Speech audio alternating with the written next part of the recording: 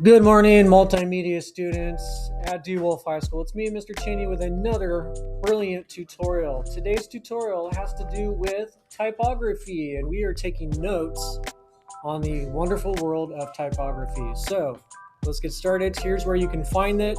In Google Classroom, you have the typography section, and at the bottom there is the closed notes that we're going to go over in class. Here is the slide deck right here. You have the packet in your hand, and if not, if you're watching this video, that probably means you're not here today. You're going to get the packet from me and go through this slide deck so you can get credit for the notes. So going into the slide deck for typography,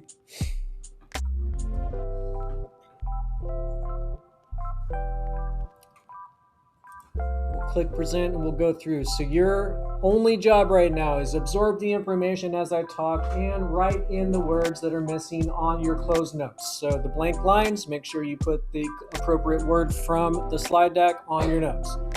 Okay, so typography for social media marketing. Master the art of text design to create a scroll-stopping social media content that gets likes, shares, and engagements. What you'll learn today, 4 different things at least. Typography basics. Understand what typography is and why it matters for your Instagram posts, TikTok videos, and YouTube thumbnails. Number 2, font styles and selection. Learn different font types and how to pick the perfect ones that match your brand, vibe, and message. Number 3, design techniques. Discover pro tips, tricks like hierarchy, spacing, and pairing fonts to make your content stand out in the feed. Lastly, real-world application. Apply typography skills to create attention-grabbing posts, stories, and graphics that your followers will actually stop scrolling for. All right, so some of the key vocabulary that we'll be going over. Typography, the style and appearance of text. Serif is a font with decorative strokes on the letters. Sans serif is clean fonts without those extra strokes, and display font is a fancy decorative font for titles. You got hierarchy, organizing text by importance, kerning,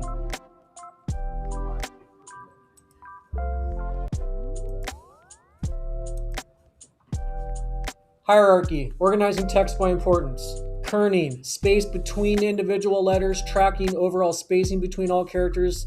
Leading, space between lines of text. Typography assignment number 1 is actually kerning. So we're going to actually move letters around in a word so that the spacing looks better, and you'll get a score on that. You'll see that later. So our criteria for success today is by the end of the lesson, you'll be able to identify different font types, choose appropriate fonts for social media projects, apply basic typography principles to create engaging content, and explain why certain font choices work better than others for different platforms and audiences.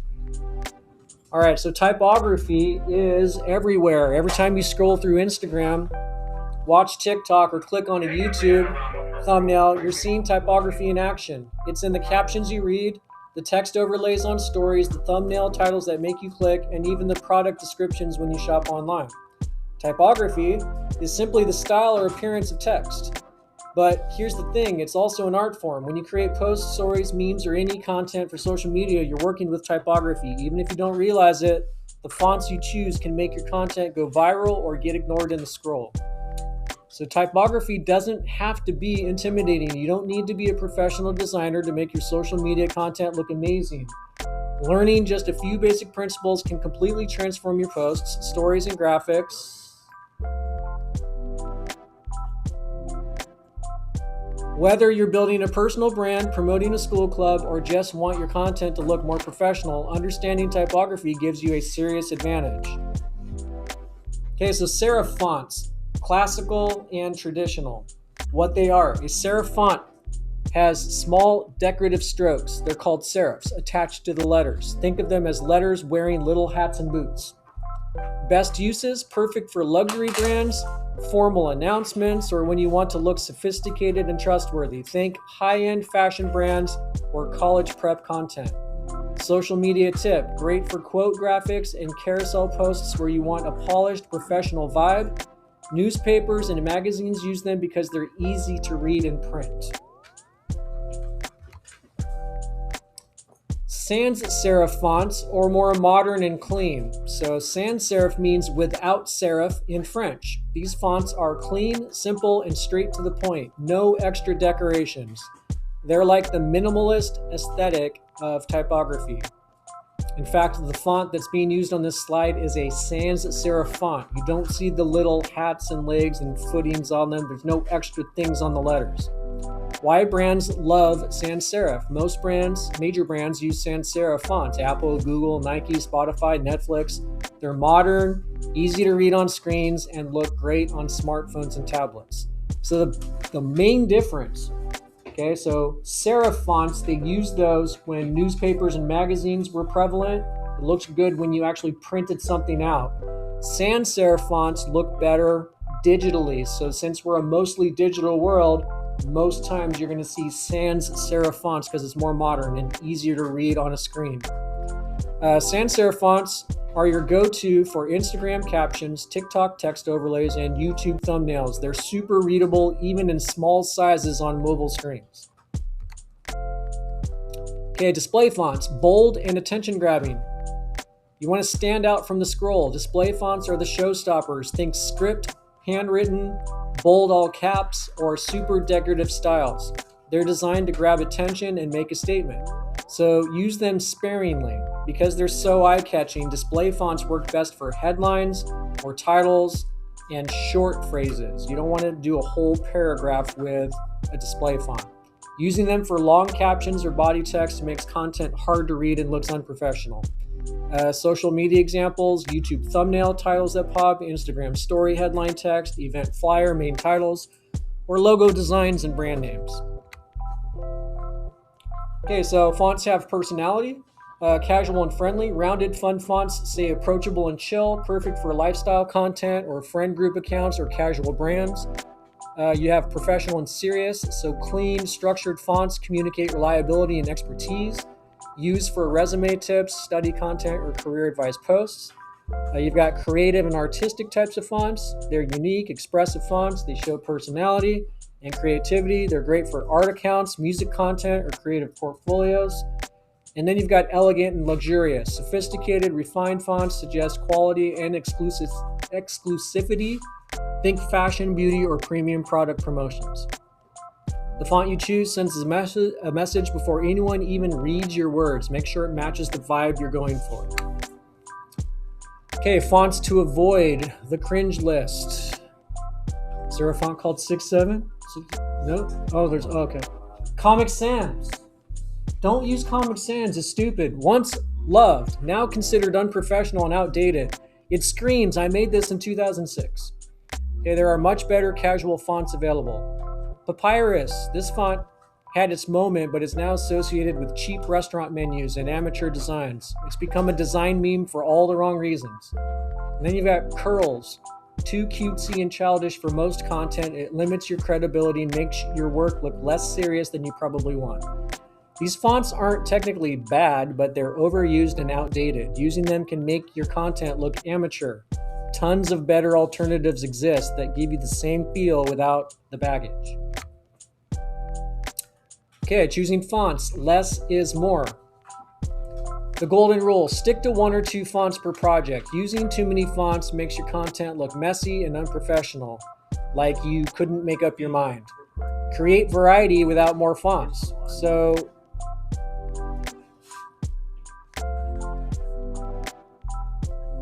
you need contrast, use the same font in different ways. You can use size as a contrast, so large for headlines, small for details. Weight, so weight means the thickness. Bold for emphasis or regular for body text. And then you've got style. You could do italic for quotes or all caps for headers. This technique works every time and keeps your design cohesive and clean. Okay, font pairing, opposites attract. So a serif font, traditional, elegant, classic, combined with a complementary contrast. So sans serif would be modern, clean, simple. Pairing different but complementary fonts creates visual interest. Try combining serif with sans serif, decorative with simple, or tall with short. This might feel tricky at first, but practice makes perfect. Pro tip, look at your favorite brand's Instagram accounts and analyze their font choices. Screenshot designs you like. and study what makes them work. Soon you'll develop an eye for great pairings. Okay, typography techniques for better design. Hierarchy, guide the eye. Hierarchy shows readers where to look first, second, and third. Make your most important message largest and boldest.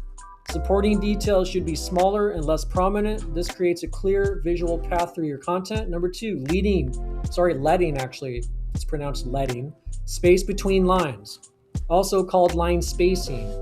Letting affects readability. Too cramped feels claustrophobic and hard to read. Too spaced out feels disconnected and awkward. Most design programs set good defaults, but you can adjust if needed.